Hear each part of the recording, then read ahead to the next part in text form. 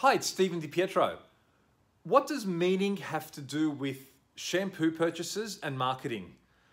When I recently ran out of my Pantene shampoo, I still do use a little bit of it, I was looking around the supermarket and couldn't find the particular thing I was looking for. They were all like weird things like for broken hair or for extra curls or for whatever. And I thought, oh, don't know what this is all about. Didn't have just a plain vanilla shampoo.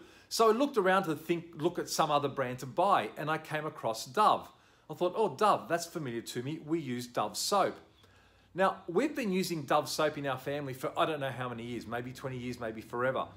And it has now a position in my head. Dove means something to me. It means familiarity. It also means, rightly or wrongly, it means something about cleanliness and non-chemical. I don't even know if Dove is real soap. I think there's some marketing thing about it not being real soap. That's not the point. The point is that it does mean something to me. It has this position of clean, non-chemical, and so I chose the Dove shampoo for the first time. Now, Pantene, on the other hand, I've since researched.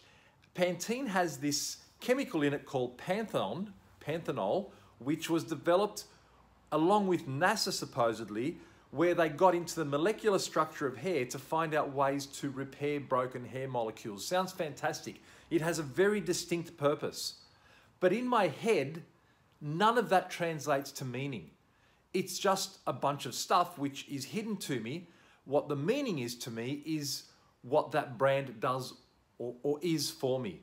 Pantene means familiarity, as does Dove, because I use it for soap, but Dove also means something about cleanliness. So as soon as this other brand wasn't available, I jumped over to Dove, which was available and was in my thought process. The other brands like VO5 and whatever else is out there, they didn't even register because there was something there that meant something to me. Now, here's the point.